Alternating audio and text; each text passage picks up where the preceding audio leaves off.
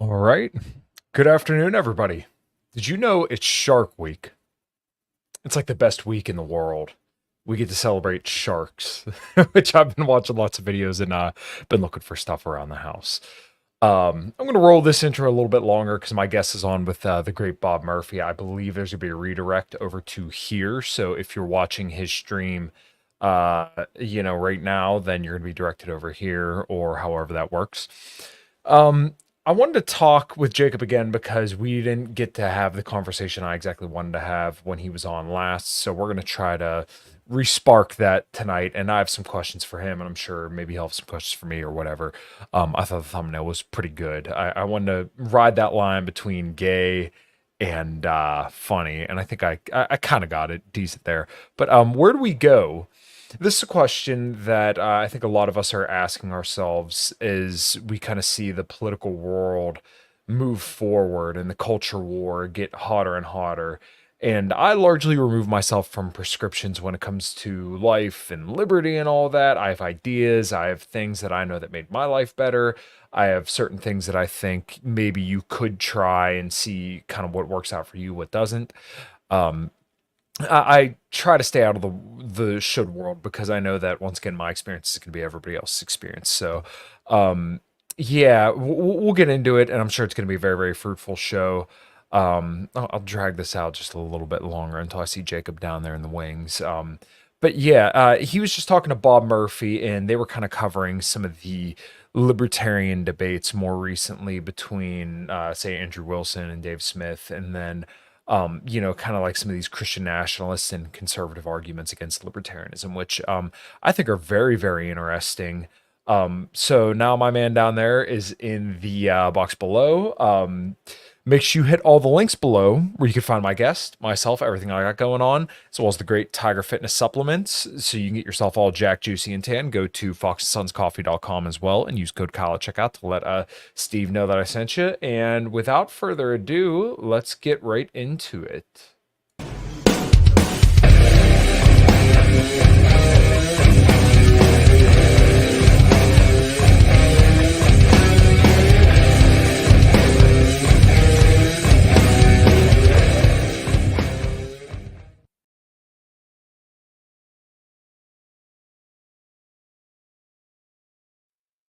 And welcoming back and welcoming to the guy who just got off the air with one of the great minds in our movement, Mr. Bob Murphy. I have my friend Jacob Winograd with me again today. How you doing, man?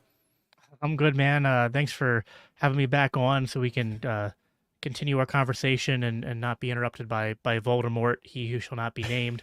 Apparently, if you mention his name, he appears. It's like I don't know, a bad horror story or something. But yeah, no, good to be here. I was glad we could work it out, line up my conversation with Bob to then jump right into this, and I'm excited for it. Nice. Oh, look at that. You already got a criticism from the comments. Abrogate these. He's a really, really good dude. Very, very good anti-war guy on Twitter as well. Jake's gay because he doesn't follow me. You'll that's have not to the see him on only. Twitter. That's not the only reason I'm gay. I mean, Yeah, fair enough. Well, yeah, so I kind of wanted to talk to you today about some of the same stuff that we were talking about last time, and then obviously some of like the different Twitter discourse and stuff like that. So I guess first things first, I don't know if we really talked about it last time you were on, but what what was kind of like your first run in with the whole Christian nationalist movement, and what were your thoughts initially? Were you a libertarian when you first heard of it? I'm gonna guess so, but if not, kind of where did you feel like you sat next to it, so to speak? so I come from the Reformed tradition, which we don't have, I guess, what is known today as Christian nationalism formally, because it's older than that. The Sure. Reformed faith has uh, a stream that comes from Rushdoony and what's called the Reconstructionists, and they're called theonomists. There's overlap. It's like I would say that in a modern sense, all theonomists tend to be Christian nationalists, but not all Christian nationalists are theonomists. So I'm familiar with the archetype, I guess. And I was before I was a libertarian, but uh, I would say it wasn't until maybe 2022 ish, and it was sort of actually probably through libertarian circles, because a lot of the post-libertarians kind of either became Christian nationalists or they're like Mhm. adjacent to that. So I'd say that's kind of when I Sure. started to see more of the modern resurgence of this sort of like archetype of, uh, wanting to have a Christian nation and government, and have that mean more than just a, because there's a bit of a Mott and Bailey fallacy that happens with Christian nationalists, where sometimes they just go, well, listen, we just want a Christian nation. We just want a nation full of Christians and the people in government to be Christian. And why, like, don't you want that? And like, yeah, I mean, if you soft sell it like that, not many Christians are going to really object to that. But that's the Mott, right? And then the Bailey is, you know, uh, Sabbath laws, blasphemy laws, banning gay marriage for even adults, all sorts of stuff that gets tied up with it, and so yeah, that's, um, yeah, I would say that's kind of like so it was a little bit of like I was familiar with the archetype, but then the Mhm. modern sort of movement I became more familiar with, I guess, in the last couple of years. Yeah, it's kind of funny. My mind immediately went to cars because you and I are both mechanics. So I'm like, okay, so you recognize that, like, let's say it's a Ford, like you're used to Ford trucks because you work in a Ford dealer. So you kind of know like a GM truck, that the hood opens from the front, it probably has a V8 or a V6 engine, but some of the specifics of like the drivetrain, the way the valve body may Right. be laid out, the way the cam phasers are, may be a little bit different. That's kind of just where my mind immediately went. Yeah, it's almost like you could say Christian nationalism is almost like the latest model of a long series of, I mean, really, it's kind of like even going, you can go back to just Mhm. even historic Christianity. There's always been a strain of Christianity that's, you could say, call it Christian authoritarianism, right? Mhm. And it's come in different flavors and sizes, and it's, now it's flashy. It's almost like Christian nationalism is sort of like you know, uh, the flex fuel, variable valve timing, Mhm. 10 speed automatic transmission Yeah. with all the new bells and whistles version of this Mhm. kind of like just old ancient trend that's existed. Right. Well, what's kind of funny is that even though I always claimed agnostic, and I've had fantastic conversations with people who are, very devout Christians, Catholics, and all that, and I have great love for all those people and for their beliefs. This was actually, I'm going to be honest, it was kind of attractive to me. The Christian nationalism talk, I did think was interesting, but then, you kind of present this Mott and Bailey fallacy where it's kind of like, okay, well, I would kind of be on the receiving end of quite a few of these things because, I I like to wear black and play music on stage. It's not, necessarily, it's not like anti-religious, but it's not perhaps religious friendly because a lot of people may not, hear themes of Christ throughout our music. But that being said, also me being somebody that likes to do a lot of work on a Sunday, okay, well, then there's a little bit different. And then me asking questions about religion may kind of put me in that camp as well. But I was kind of coming at it from like, okay, well, we have this like neo progressive, as some people would like to say, globo homo order right now. And Christian nationalism, when you kind of have these two extremes, I'm going to be honest, for someone like me who lives a pretty traditional life, Christian nationalism sounds a little bit more friendly to guys like me who are agnostic but just kind of want to work hard and have a good life for his family, future family, versus what we have right now. So I'm guessing you probably felt a little bit of the same way, but though being that you're a lot, you're very religious, maybe it was a little bit of a different, feel for you when you first heard of it. Yeah, so there's different layers to it. And what's tough is that like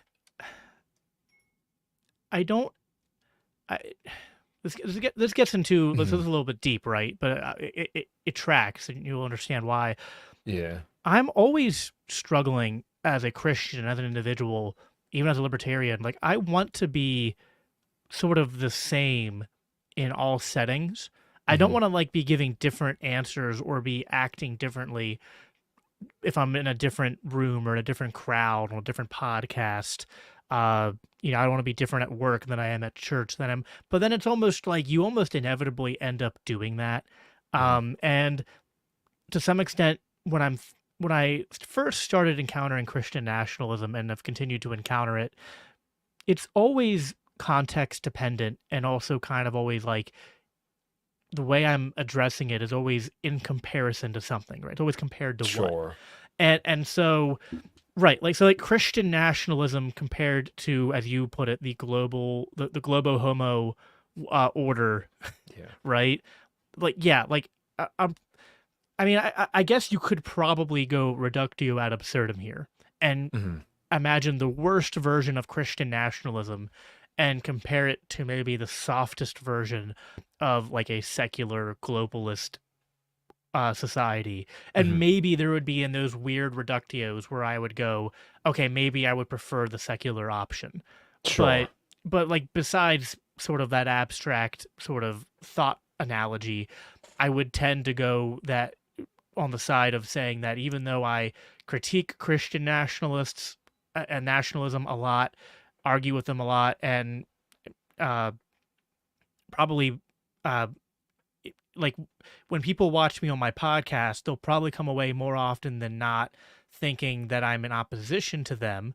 Hmm. But then, like, if you watch me on Twitter or an X, or you watch me when I'm like, if there's a Christian nationalist in the room and a secular like liberal libertarian, I might seem like I'm punching more with the libertarian than the Sure. Christian nationalist. Because with the Mhm. Christian nationalist, it's kind of more of a in-house debate. It's like an argument among Sure. family.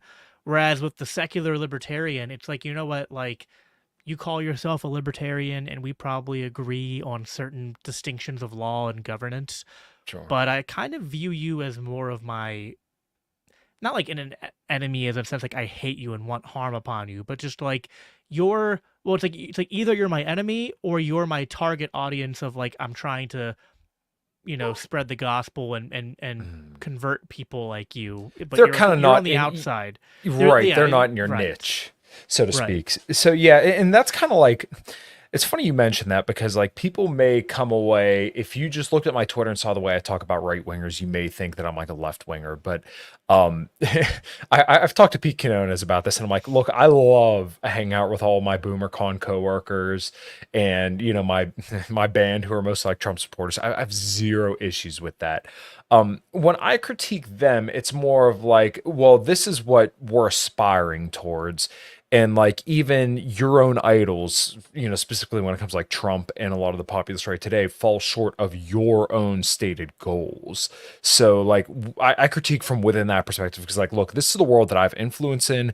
These are the people that I have relationships with. So like, I'll be out on the boat like I was on Sunday. I know we originally were going to do this show on Sunday night, but let's just say I was in no condition to do that show. But it was because we're out on the boat all day having a good time, and we talked politics a little bit, but I mean, even like when we disagreed, it's not like it's heated or anything like that. We're out there having a good time. But all that to say that like I'm criticizing in the area where I've influence because I feel like these people, we have relationship capital with these people. They trust us, they trust our ideas, and they trust that we're not retards. So when we speak to them about something, they know that we're coming from a place of intellectual consistency, honesty, and they know that we're not going to provide them some woke bullshit argument when we criticize their ideas. We're coming at them from essentially their perspective and saying, hey, this is like my issues with what's going on here. Let's have a conversation about it and maybe come to like an agreement or see where we're all at. Yeah, that's sort of the, like even in my debate with Andrew Wilson, I just said his name. Sorry, my debate with Voldemort. The I just didn't go in there with any like animosity. And like he Right. was actually like, some people were like, "Oh, he's being so rude to you," and I was like, "Whatever, that's his style." But like, Yeah. I just like give me the like. There's a lot of Christian nationalists I've talked to. I've talked to Stephen Wolf. I've talked to Mhm. Andrew. I've talked to um, I guess like guys like Pete Quinones are kind of like sort of even loosely in that camp. And I Right. just I don't know, like yeah, I have disagreements with them, but I just find more in common with them, more Yeah. camaraderie, just more of a sense of like the real evil in society Mhm. we're united against. And we're just kind of having a Right. debate on like, well, what's the best way forward to Mhm. combat the things that we have a problem with? I think that a lot of the Christian nationalists identify the correct enemy. And so in terms of that friend enemy distinction, more often than not, we're making the same friend-enemy distinction. And I guess that Hmm. kind of matters more to me than like someone who may like there might be libertarian like people who might agree with my, let's say, like economic and political beliefs, which I would say are like the strategy or the means by which I wish to achieve my ends. But it's like, well, Hmm. if we agree on the means, but you have a completely different end than what I'm pursuing, well, Hmm. then I don't know how to reconcile that. And that ultimately speaks to a lot of the dysfunction in the Libertarian Party and Hmm. libertarian movement, is that there are some people who are libertarians, like I am, because I go, I think this is a logically coherent legal framework, legal theory. And I think that it gives us the proper tools for understanding law, for understanding governance, for understanding economics, for understanding human action and incentives. And it allows us to then, like, it's like a measuring tape by which then we can use that to construct the kind of society we want to construct, which is Hmm. ultimately not much different than the society that my Christian nationalist brothers want. But I mean, with some except, there are some Christian nationalists who I would say we don't have the same goal. But I'm just kind of painting with a charitable broad brush right now. Hmm. Um, but there are some libertarians who like they agree with me that yeah, this is the best measuring tape. But the society they want to build with that measuring tape is horrifying to me. Right. Yeah, it's kind of funny because I think I've had some of these conversations too, where somebody threw out something on Twitter and said, "Is it illegal in a libertarian, or is it a violation of the non-aggression principle for somebody to blast music outside or at their on their property that it wakes you up at night or something like that?" And I'm not. The theory cells always get mad at me, and I'm sure plenty of other libertarians will too. But like, I'm not a well-read libertarian. I know the philosophy and everything loose enough and like well enough to kind of walk my way around a lot of this stuff. But like in my mind, I kind of think it is because you're compromising somebody's health if you're interrupting their sleep, which I know this is a pretty like loosey goosey thing. But I mean, even on top of that, like, would you want to live in a society where people think that's okay? No, nobody would. So, you could definitely make the argument that that's probably the consistent libertarian position to say, like, hey, you should be able to do whatever you want. It's your property. You should be able to go outside, get naked, piss, and blast Motley Crue as loud as you can, and then light a bonfire in your front yard as long as you're not hurting anybody else. I think all reasonable people would probably agree that's not really the society I would want to live in. And, if we could like do away with shit like that, probably better than not, Yeah, so the way I would answer that sort of objection, and Sure. I agree with the spirit of what you're saying. I think the spirit of Mhm. what you're saying is like, well, even if it's not perfectly libertarian, there are just higher values that I have as a person and higher values I want in my society than Mhm. just strict libertarianism. And I agree with you. That's actually kind of what Bob and I were talking about, this Mhm. um, overlap between morality and ethics and libertarianism. And yeah, there are going to be Right. some things that are maybe perfectly in keeping with libertarianism, but we Mhm. go, well, this is wrong. It's not desirable for your society to allow for this. Mhm. So first you would establish like the ideal. Well, the ideal is to sort of like find a way to eliminate these undesirable things through market law, through contract and things like that. And not only is that sort of like doing things in the most ethical way, it's also preferable because it's more ironclad in terms of its ability to be effective and not be, because like when you're using law and you're using government, Mhm. it's like you get into these power struggles. Even in local government, you get into these power struggles over local ordinances like that, where Yeah. like it gets really ridiculous. And it's like, well, so is that the preferable way to solve that problem? Now, I'm not saying it's like, so I've sort of laid out that you establish the ideal. Now, Mhm. I'm not saying make the perfect the enemy of the good. I'm not like saying you should be like the libertarian absolutists who go like anything that violates the NAP, you can't ever advocate for or Yeah. compromise on. You like, I'm more of a right directionalist. And I also think it's important to make the distinctions between privatize and abolish. There are Mhm. some things I want to privatize and some things I want to abolish. I want to abolish the IRS. I want to privatize local ordinances against sound pollution. Sure. to use your example, right? But in the meantime, if I can't privatize it, I'm not going to advocate for the abolishment of it. Right. If that, you know what I mean? Just Yeah. like I want to privatize the fire department. That doesn't mean that, like, okay, if tax dollars go towards the fire department, I'm not going to go, well, abolish the fire department and don't replace it with Mm. something else, right?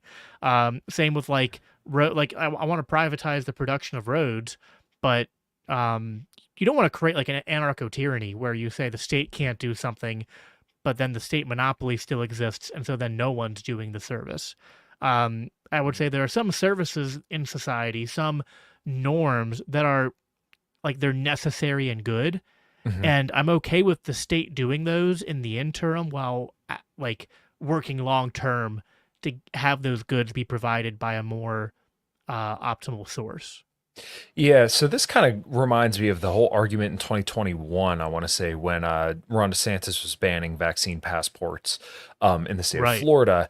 And I don't know your position, so I'll let you give it to it after my little diatribe here. But it's like, I was I for think it. it is, yeah, I think it is preferable that once again he says, no, you can't do this because this is a command given on high, and I don't think it's right that employers can enforce this. Is that perfectly libertarian? No, and in fact, there were plenty of the theory cells who were going after Dave and guys like you and I who'd say, no, like I think this is preferable for saying that, but I kind of like you said, should we just And I say, don't oh like no, hey, DeSantis at all, by the way, but I just found in that instance that was something that I found to be preferable. yeah, exactly. And I think that's reasonable to say is that like, hey, right now prostitution and stuff like that is illegal. So are, blasting music at 11:30 at night. Would I be for privatization of these things? Yeah, but would I be for abolition tomorrow? No, because once again, that you wouldn't be in the society that you'd want to live Well, in. And I think things would be worse off. think of my debate with Voldemort, where he was pressing me on the Yeah. laws against a brother and sister doing, Yeah. copulating with each other, and I was like, uh, I think a libertarian way of handling that's better, but like, yeah, I'm not. Mm. I don't know the goat humpers and the brother sister copulators. I'm not like if they're in jail, Up church. I'm not. I'm not going to the prisons and like protesting like how dare you take these people's rights away, like it's Right. what I mean, like it's not my priority. It's not Mm. something that I think is especially like in terms of NAP violations. That's below driver's licenses, man. Like I would go to privatize or abolish driver's licenses before I went to Mm. privatize or abolish some of these other things that Mm. the examples I just gave. I would also say just on the Ron DeSantis front. I mean, I even fall under internal criticism from some of my Libertarian Christian Institute um, co-associates who disagree with Mm. me on this, because they say nullification would have been acceptable, but passing a counter ban wasn't acceptable. And I go, well, that's Mm. making the perfect the enemy of the good. Like, Yeah. what we think Ron DeSantis is going to be a perfect libertarian and employ, like he's read uh, Mhm. the Constitution, he knows the 10th Amendment Center and knows how to, like, no, like, I think in that instance, if, uh, if there's a larger state regime apparatus that's imposing tyranny, I'm okay with a smaller local tyranny as a counter to that.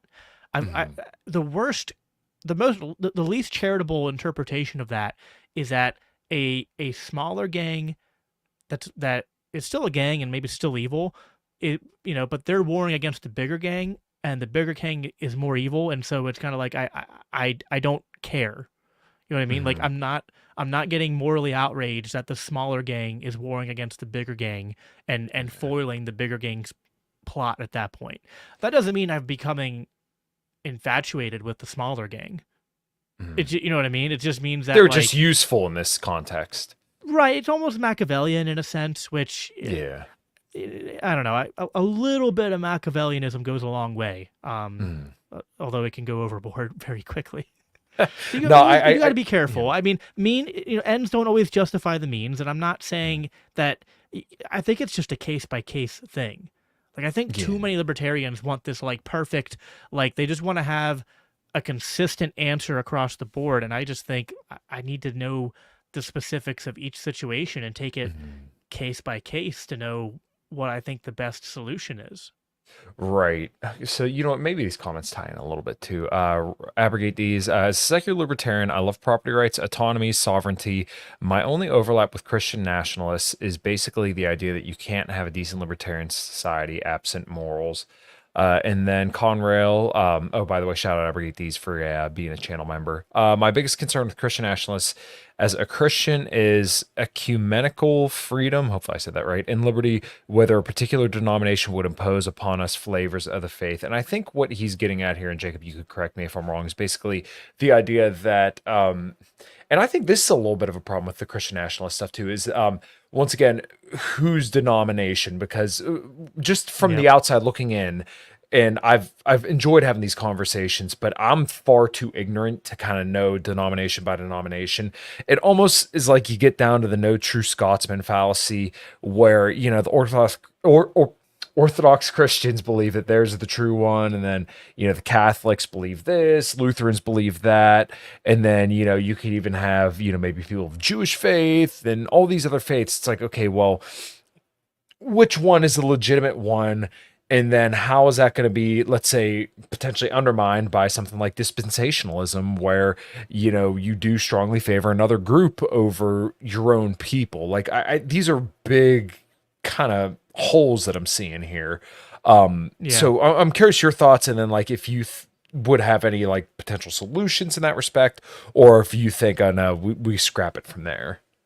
Well, so my solution, and this is sort of um I'm speaking for myself and not for LCI, but Sure. I basically, this was sort of the premise of my debate with Voldemort. As I said, I'm advocating for Christian nationalism light, and so Mhm. what I'm saying here is that yeah, we're not, like, Christianity's not united, and Yeah. to try to, put some kind of like actual, like, from the United States level or some giant level, to try to push for some kind of like Christian governance, I think is going to lead to problems.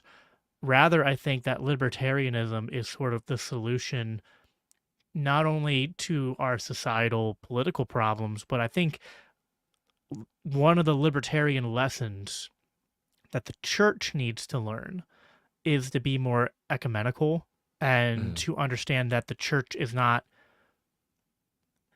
what's the right way to put this? The church is all of these different denominations, and in a sense, it's not so the Eastern Orthodox Christians, if they listen to this, are going to lose their minds, like they're like steam out their ears, Mhm. like a cartoon, because I they do have a just few of those here, fundamentally so they just fundamentally disagree with this, and I sure. understand it, and I love them and our Mhm. disagreement. Um, but uh, there is no one true church from a analysis of a human institutional level.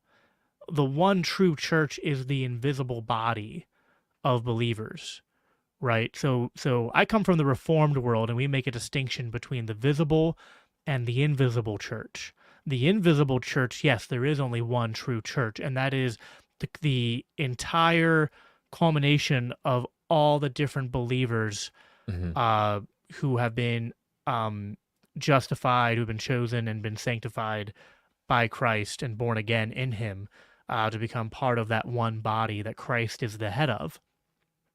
But the way that's like in a spiritual sense, right? That's in a heavenly sense, in a transcendent sense. It's invisible. Yeah. The visible church, um, the way that it manifests itself in the world is very much in the same way that we see nations and different groups of people manifest themselves in the world.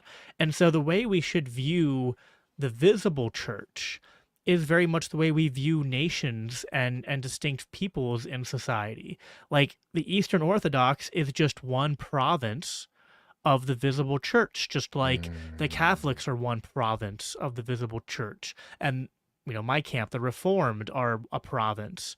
Okay, And can I put a pin in this right here because I want to kind yeah, of okay, so the Eastern Orthodox believe that like the church, as in like the physical church, is like the one and only church. because they believe that like the spiritual world is also here. Is that correct? I think I got that correct. Yeah, that's their view, and I don't even think that I'm at odds with that. But was there more to your Okay. question, or were you just looking Yeah, for a yeah, no, clear? I just want to make sure I establish that. So, now in your view and people of other denominations' views, I'm guessing that, well, from what you said, basically there's like a metaphysical church and then there's a physical church. When you're in the physical church, is that kind of like you're trying to, I don't want to sound like I'm being disrespectful or anything like that. So if I'm off in the way that I'm phrasing this, I apologize because I don't mean it in any kind of Yeah, sure. disrespectful Go way. ahead. But kind of like you're trying to manifest a, you're trying to establish a closer relationship with God every single time you're in the physical church. Whereas like the Eastern Orthodox would believe that, hey, pretty much at all times we're kind of moving towards that. Because I remember when I talked to Rachel for the first time, she had said that like when you pass away that you're going to feel more of a warm presence and that like sin it's more of like a sliding scale and you don't necessarily go into repent under the Eastern Orthodox faith, but whereas like let's say I believe that Catholics and Lutherans would go into repent and that would be when you're in the physical church. Am I kind of like loosely correct in some of these things? Yeah, no, I understand what you're trying to draw at. So, Sure. and what's tough here is that I ascribe to an idea called neo-orthodoxy, Okay. which is sort of the idea, and sort of what I was demonstrating there is that I don't necessarily think that there is one right denomination, Sure. although I kind of have my preferences, but it's kind Mhm. of like I do view us all as one body, and Mhm. we're just sort of, it's not quite division of labor, although it's kind of like that. But it's Mhm. also like in the sense that because like the body, and like using the analogy of a body, there's even the biblical idea that the hand is not the feet and the eyes are not Mhm. the ears and things like that. And so what I'm getting at, like I don't disagree with the Eastern Orthodox on the things you just highlighted, which is that Mhm. yes, there is. I don't actually think there is like this cartoonish separation between the spiritual and physical worlds. I actually do Mhm. believe that the reality we live in is that it's both, in the same way that Jesus is both fully divine and fully man. I think Mhm. reality is both 100% spiritual and also material and physical, and they it's not this like separation. But we have to understand that we are our physical, what's the word? Our physical and material, I guess like senses or faculties is the word I'm looking for. Our Sure. faculties in terms of what we, how we interact with the world and whatnot are mostly physical and natural. Mhm. But the physical world is sort of like the manifestation of a lot of these spiritual things that are going on, right? That's why the Bible says we don't struggle against flesh and blood, but against Mhm. principalities. But the physical world, so I guess the Eastern Orthodox would say that the Protestant and even the Catholic can overly materialize the world, and I think that's Sure. that's that's true. But my worry is that the Eastern Orthodox sometimes go too far the other way and they overly mysticize it. And Okay, I guess I'm yeah. So trying, yeah, that's one thing I've noticed a lot is that I will hear the Eastern Orthodox people always say they always point the finger at materialism. And once again, I don't know the good balance of this. This is just me learning from this kind of stuff. But yeah. I've always kind of noticed that, and I once again I don't know the correct balance of this, especially as an agnostic person, because I kind of look at that like, okay, well, you have to be of the world, and you have to understand that like like material possessions do matter to us, and that having things to give to your family, there's meaning behind when you give somebody a Well, gift, also right? just like Yeah, even beyond just materialism, just think about sure. people, right? Like, Right.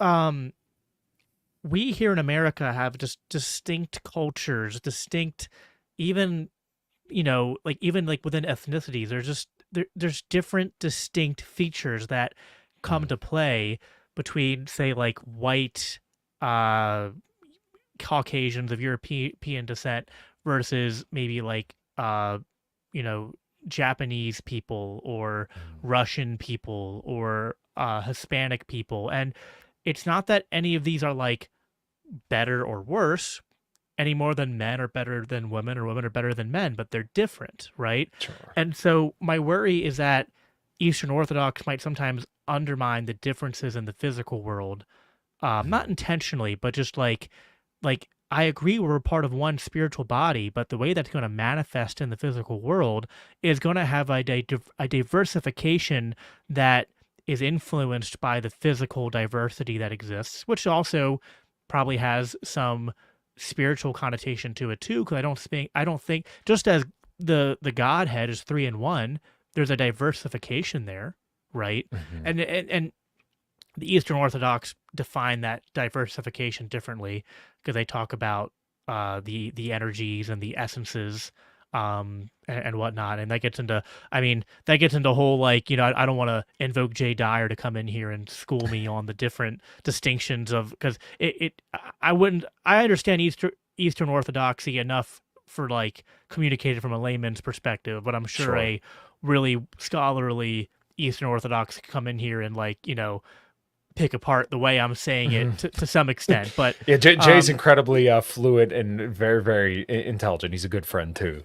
So yeah, I love Jay. I listen to his material, and it's actually funny. Jay is almost like reformed in his epistemological and stylistic way of approaching theology, but he's Eastern Orthodox in his conclusions.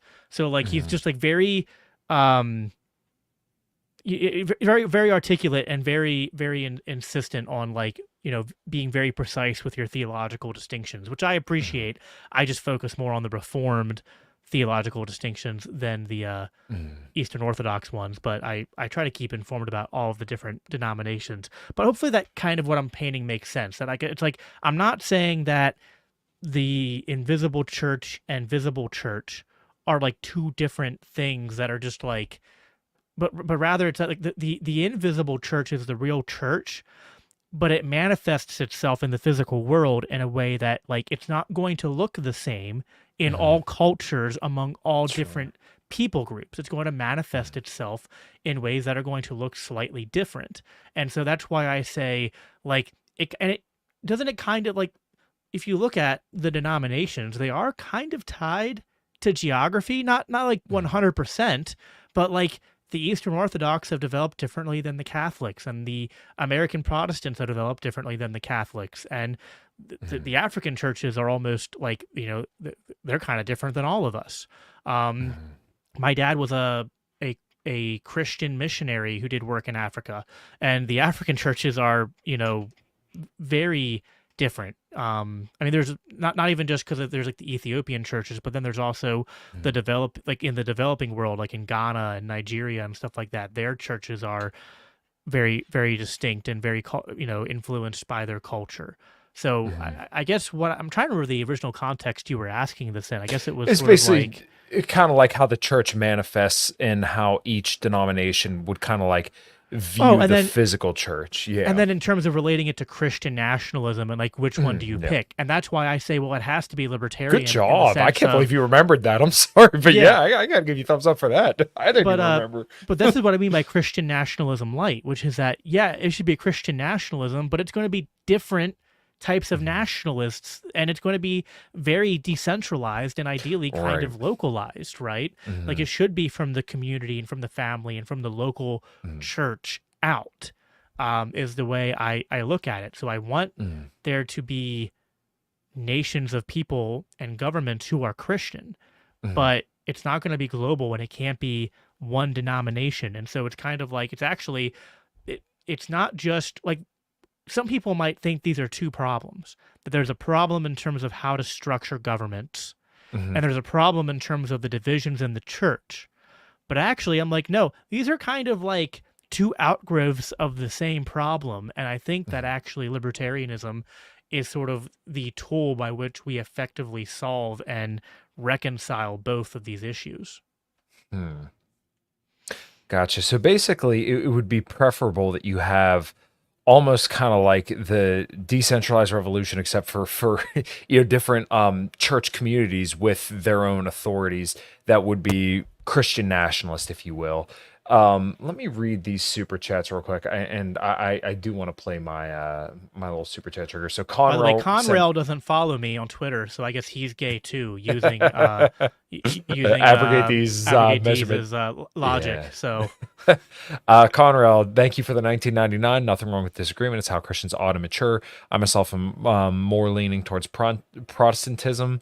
But I look for truths in all denominations that build the story of God and creation. And he also sent a 499. One other huge problem with Christians is their belief of going to heaven when you die, rather than heaven and earth joining together yes, at yeah. the So this is end. where I find a lot of value from the Eastern Orthodox tradition, because Sure, I agree with them that it's much, and to be fair, the Reformed are among the Protestant circles good on this as well. And I think you see a surging growth of what's called post millennialism mm, in the even the Western churches, which is correlated with this Christian nationalist trend, which is the sure. idea that like it's not a lot of people. And sorry, I'm trying to not get open too many rabbit holes here, so I'll try to be concise. The Christian eschatology has three different categories. There's premillennial, post-millennial, and amillennial. Now, post and amillennial I'm going to combine for expedient purposes, because Sure. they're kind of the same, with slight differences. But premillennialism is what people often think Christianity teaches, because there's two types of premillennialism. There's historic premillennial, and then there's dispensationalist, which here in America, that's what we're used Mm, to. We think, oh, the world's going to get really bad. The Antichrist is going to rule, and then Jesus is going to rapture people, and then he'll come back, and then he'll reign for like 1,000 years or something before he ushers in the final judgment. mhm, Historic premillennialism is sort of like a less cartoonish version of that, but it still kind of has the idea that like things are just kind of get worse until Jesus comes back and then reigns, and then there's the final judgment.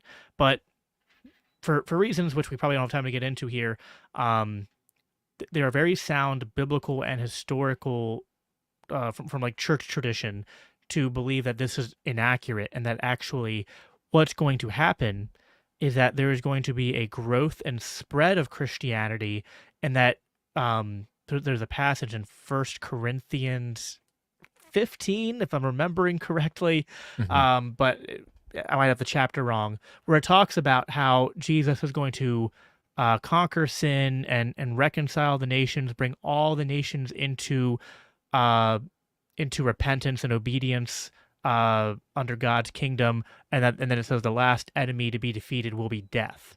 And so this is mhm, one passage. There's many more that kind of speak to this idea that actually it's not that things are going to just keep getting worse and then Jesus comes back, but rather things will keep getting better.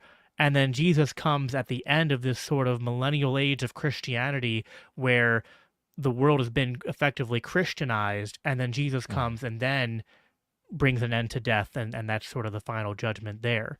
And a lot of the Eastern Orthodox, and then a lot of people from my Reformed circles as well, even though they're often viewed as opposing theological camps, they tend to actually agree that our goal is not to just kind of wait till we die to go to heaven, and that things on earth are just kind of like, well, they're just bad and they're always going to be bad and we shouldn't live for this world, but that rather our goal should be trying to transform the world around us and to actually Christianize it, and to uh, bring heaven down to earth. That's what we're told to pray.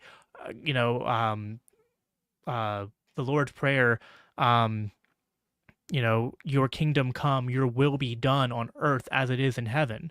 So that that's sort of a oversimplified elevator pitch to this idea that there's actually a lot of overlap between uh, different parts of Christianity. And so the people often focus on so much of the disagreements. I'm not saying there's not mhm. important disagreements, Right. but then it's like, okay, like what's a better path forward?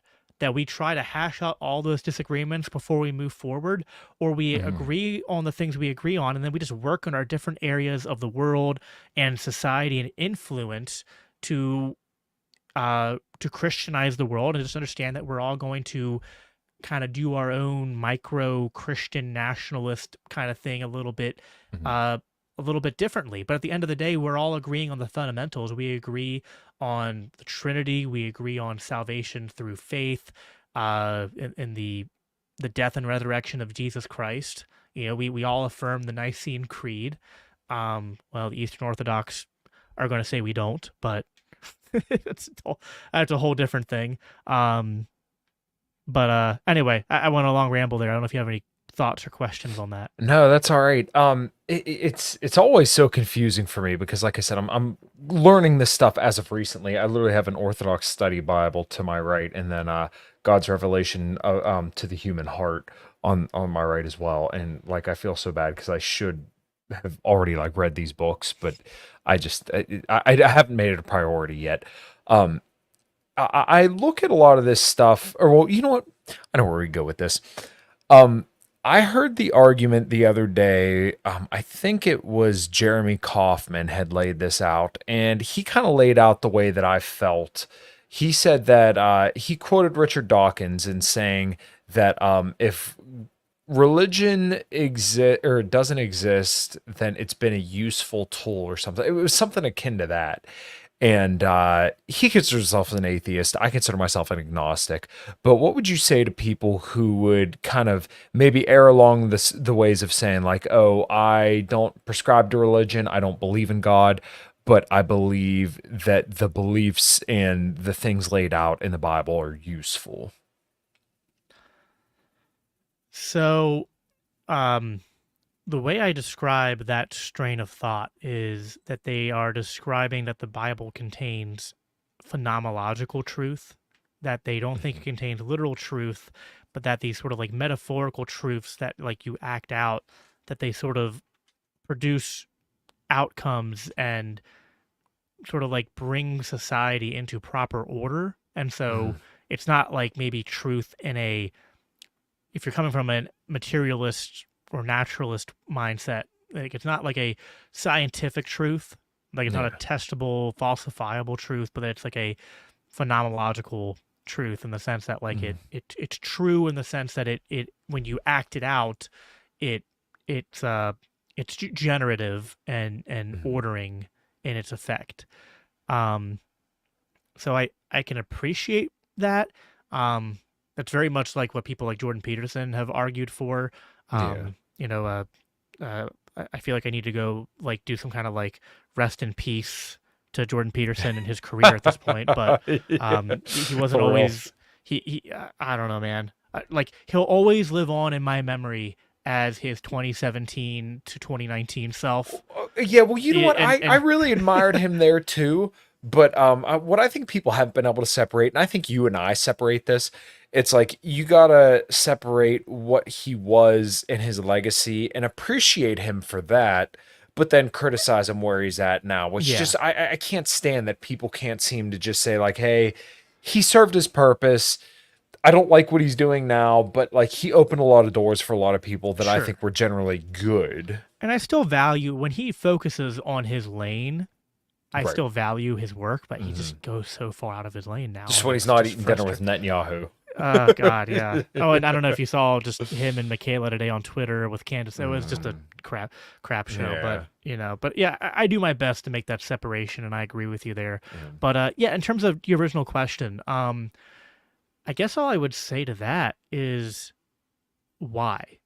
Why do these stories work? Why do they produce these phenomenological truths that bring order to society? Like if they have this effect, where does that come from? So okay, to me it goes even. I'll go one step.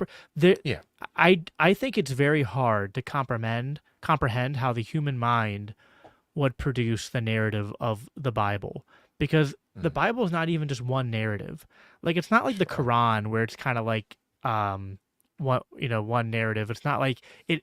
The Bible is this weird meta narrative that contains, what is it, like 67 different, I guess more if you're Catholic and Eastern Orthodox, but, roughly 60 to high 60s, low 70s number of different sub-narratives that all weave together to create this meta narrative. And I mean, and when you look at, like, how people like get obsessed with like Marvel and they'll look at all the cross references between different Marvel products. Yeah. you compare the cross references in like the Marvel expanded universe to all the cross references and archetypical through lines that exist in the Bible between all these different narratives written across, Mhm. you know, thousands of years. And it's like people have actually graphed it out. And it's like there's so many cross references that when you try to graph it out, it's hard because it's like it just creates a blob because of how many cross lines there are. It's like you Right. have to create a bunch of different colors and really try to blow it up to make it Mm. more than just like this giant line.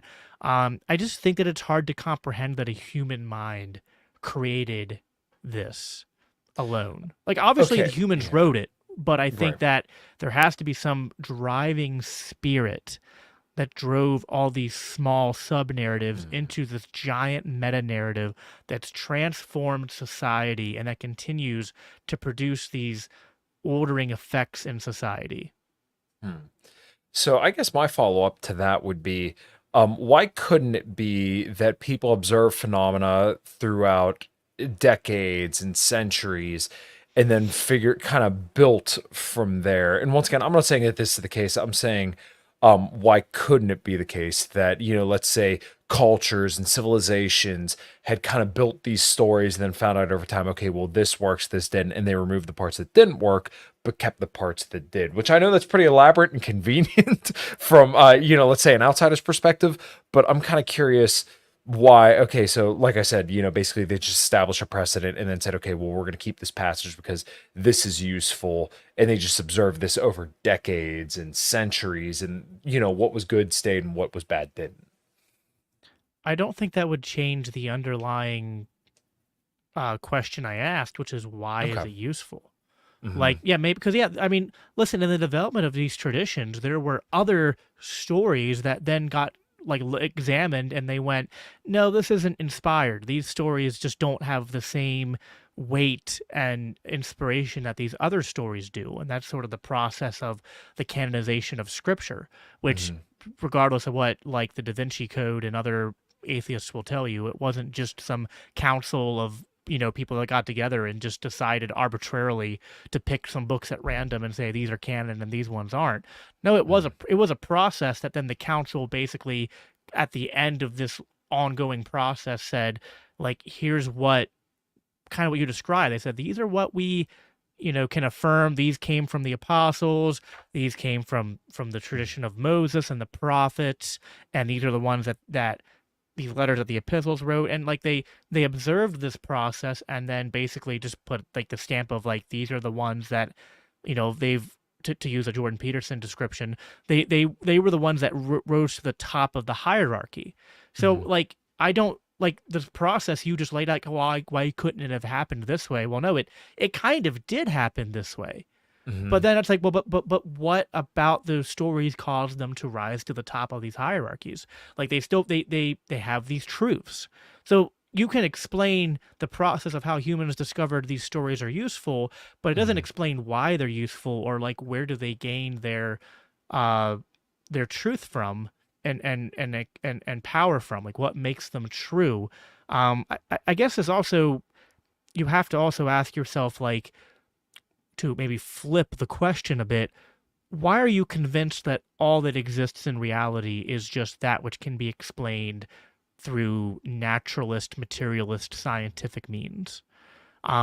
Because even throwing the Bible out for a second, just putting it to the side, there's so much just in your everyday life that can't be fully articulated through just science and materialism alone. I mean, Hmm. love and the aspect of beauty and um, different things that we just experience, even Hmm. consciousness, although it has some correlation with what we can observe in science, it's Hmm. still far beyond what, and I'm trying not to pick a God of the gaps argument here. I'm not Yeah. trying to say like, ooh, consciousness is spooky and we'll never figure it Yeah. out. But at the Right. same time, there are aspects to our emotional, like here's a good example. And I tried to make this point to Jose Galison once, and Hmm. it didn't land. I want to see if I can make it better to you here and get your Sure. thoughts on it. We do understand from studying brain chemistry how certain emotions are associated with different brain chemicals and different parts of the brain. Sure. And so we can kind of study that and go, oh, when you're feeling this, that's sort of like correlated with these chemicals in this area of the brain, and it's kind of like a cause and effect. Okay, Mhm. but you're describing sort of like what you've observed. What you're not able to explain with science is why sadness is a negative feeling, and but then why we can also enjoy being sad. Like, why do people enjoy watching a sob story, or like they watch a movie where, like, think about like the movie Schindler's List, Yeah. which it contains this really emotional ending of Oscar Schindler weeping over the fact that he could have sold his watch to save one more life. And Mhm. I'm like, okay, explain that to me through naturalist, materialist, scientific um, worldview. Like, explain that feeling and why people are compelled by that. Like, yes, you can explain the chemical process about how Mhm. I'm like what's leading me, like Yeah. what's going on in my brain while I'm feeling those things. But what is those emotions? What is the I emotion of love? What is the emotion of joy? What are these concepts of beauty we have? Like mm, these are parts of the human experience that, although they kind of similar to how I was explaining how like the Eastern Orthodox describe the physical and spiritual world. yeah. Like, I think that's the human experience. Like, forget, like, you don't even need to go right into Christianity. I just think you have to admit there's a part of the human experience that's more than just merely physical. And Mm. anyway, I don't know what your thoughts are on that. No, hopefully I'm picking up what you're putting down. And I think what you're pointing to is our, how do I want to say this, our admiration for a narrative and for like kind of a meta about something.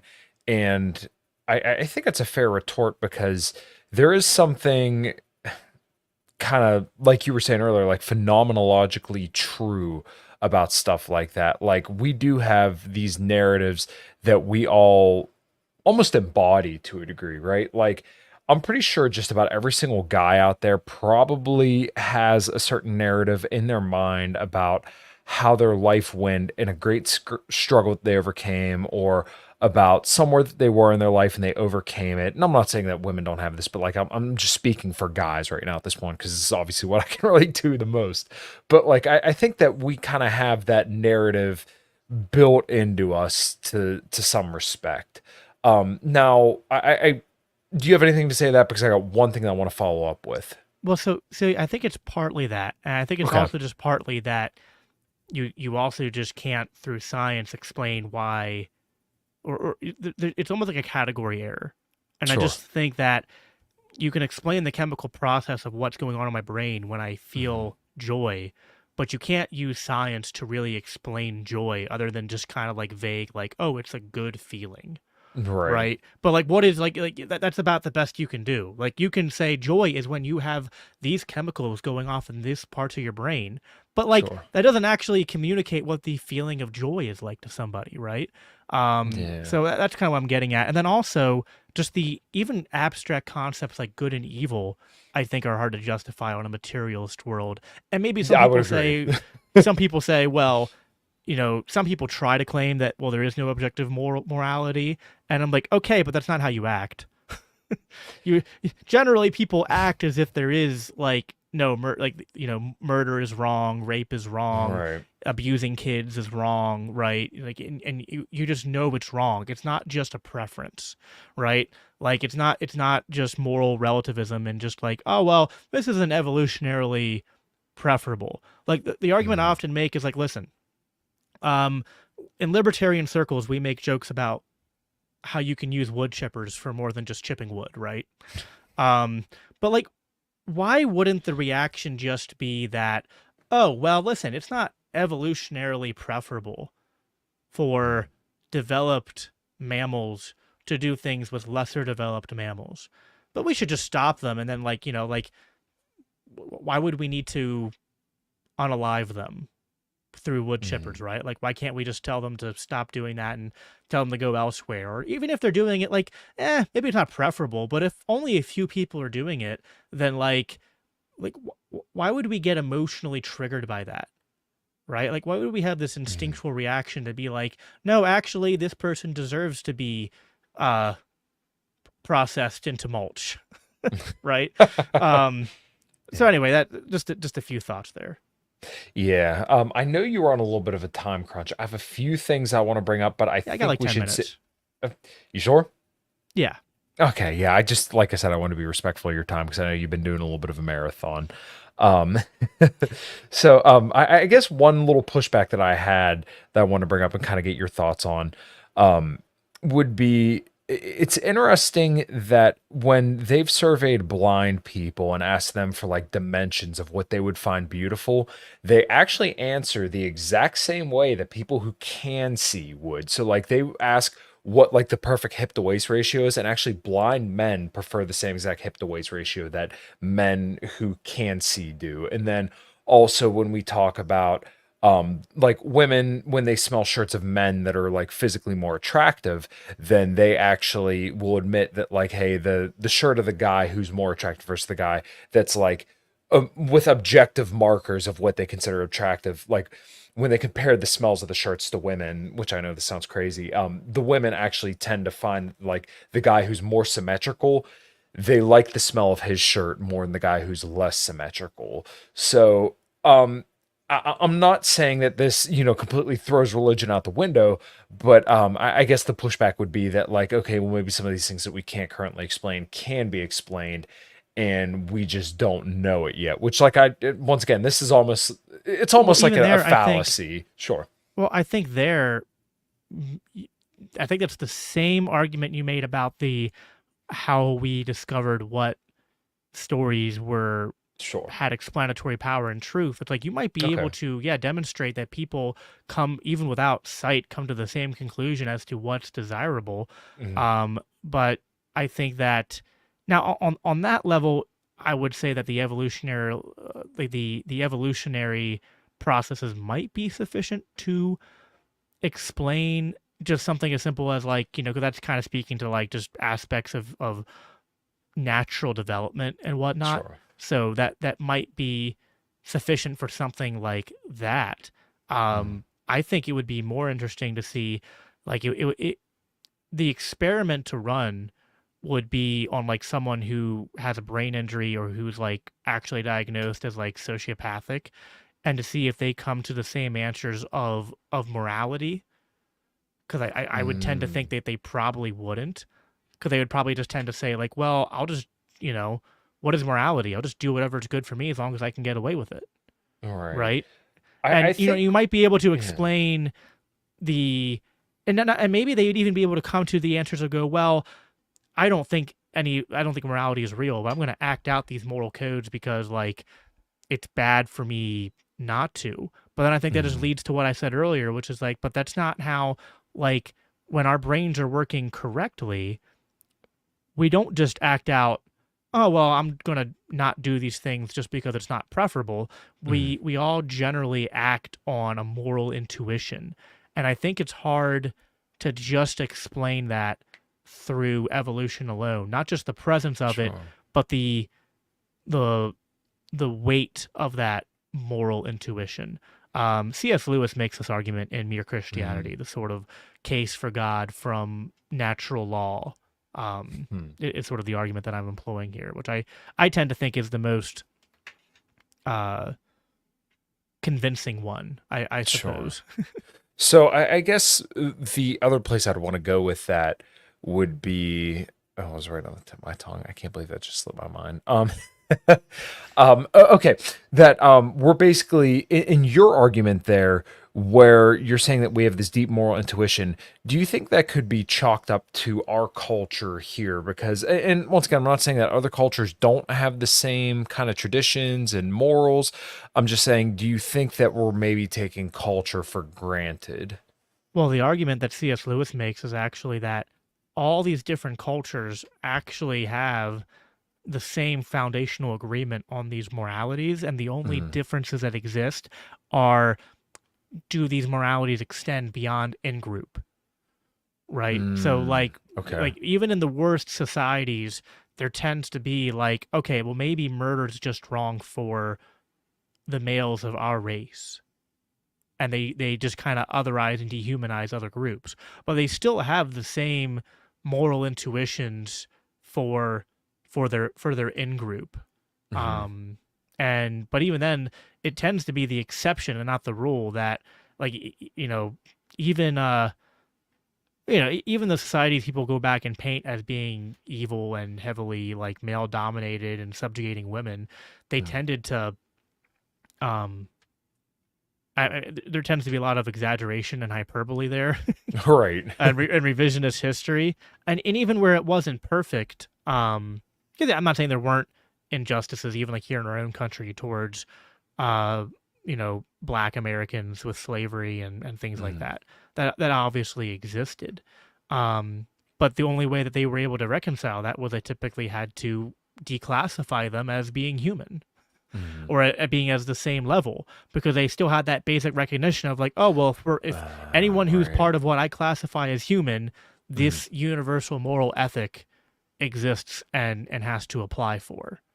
Yeah, it's kind of funny because I remember Jordan Peterson talking about, and like this was probably one of his big insights for me, was that pretty much anybody could be that person that would go on a killing spree. No matter how much you want to believe that you wouldn't be, if given the right circumstances, you would be. So, like when you read Unit 731, when you read about Ordinary Men, which is probably one of the most fantastic books, just because it walks you through how psychologically people could do heinous acts. Um, I think that's what's so interesting about it. And I remember him mentioning that, the way the Nazis referred to some of, the Jewish people was basically they referred to them as rats and stuff like that, where, now they kind of separated the humanity from them. They actually use the same gases to, exterminate them as they would with rats. Well, they have So, to do this in military training. They have to train people yes. to dehumanize their opponents in order to actually Mhm. overcome that moral instinct. And Oh, it's so, funny. To your point, Pat McFarlane had, I think, did a documentary on this and it talked a lot about it. And what they found is that actually, when soldiers got closer and closer to people, their accuracy became worse and worse. hmm, Very, yeah, very interesting. Which is to your point.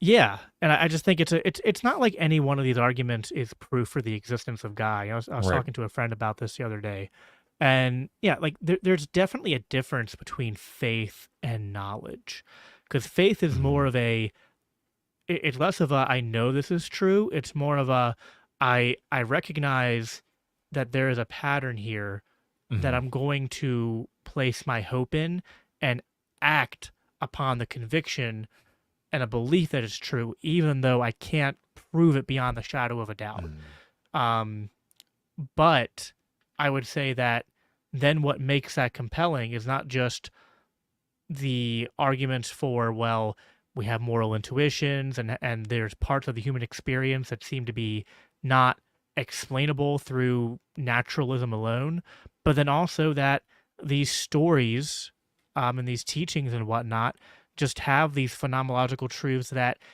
are also hard to sort of describe in a scientific sense. Mhm. Like even like Jordan Peterson's teachings on just the story of Cain and Abel and how much that speaks to the human experience and how much wisdom is in there. And when you look at these, the Bible. What's funny is that the Bible, Old and New Testament, is the most attested ancient writing in human existence. Mhm. That like other books from antiquity don't have even a tenth of the scholarly and archaeological evidence and preservation that the Bible does. Mhm. Um, what some people go, well, it was preserved because it was valuable, and I'm like, well, yeah, but that it was valuable, so it was preserved, and there's something about that. Like, why weren't these other works of fiction preserved with the same veracity? Like, Mhm. we have more historical writings and attestations to the life of Jesus than we do Alexander the Great. So I mean, it's just when you look at that, you just come away with, I think it's hard to put it this way.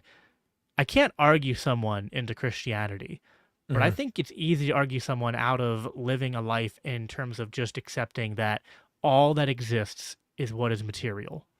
I think it's really hard to defend the view the worldview that all that exists is just that which exists in material reality. Um, Hmm. and then once you're outside of that, um, then that's just a whole different ballgame. Yeah, it is hard to argue in my mind against that, but it's something that I've been battling with a lot, and I'm glad you could kind of be with me on this journey. And obviously all the other people that I've talked to about this topic in particular, because I just find it absolutely fascinating. And it's been like a year, and I still don't know where the hell I'm going to land. If I'm going to stay right where I'm at, if I'm going to move on. But I want to talk to some people on the other side too. So those will definitely be future conversations. Jacob, this was a fantastic conversation. I'm glad we were able to set this one up. This is more along the lines what I wanted to discuss.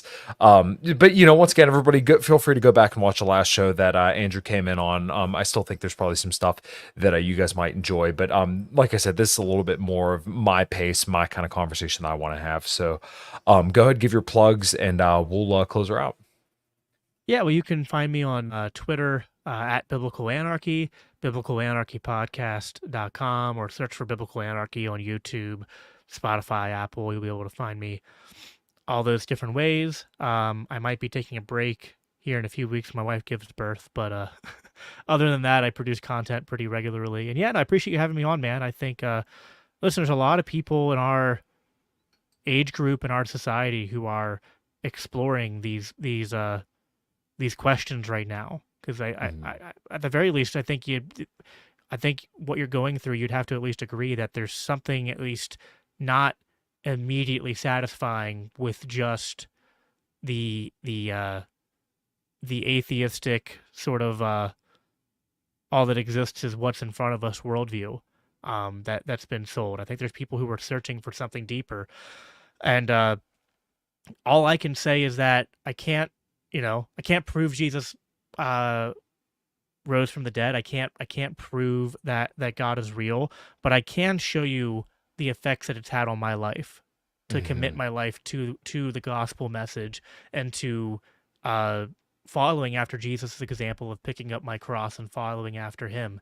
And it's brought not just meaning to my life, but it's brought transforming healing and power to my life. I mean, uh, addictions and struggles and whatnot, and things that I was convinced that I couldn't change, generational problems that I was convinced I couldn't overcome.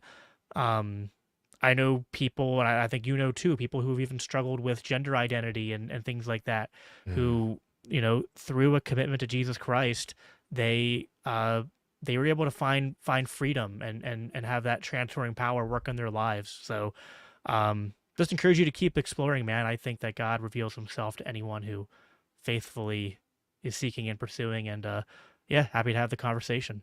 Awesome. Yeah. And I think that's the most convincing argument that I hear from people. And, I'm trying to be as open as I can be, but Tommy Salmon's always put it as it's like flexing a muscle. You kind of have to work at it. So that's definitely something I got to work at. So for my plugs, commoncrown.com, all that good stuff. We are playing with Drowning Pool tomorrow. Shout out to the channel members. I appreciate you guys so much, Conrail, for donating generously.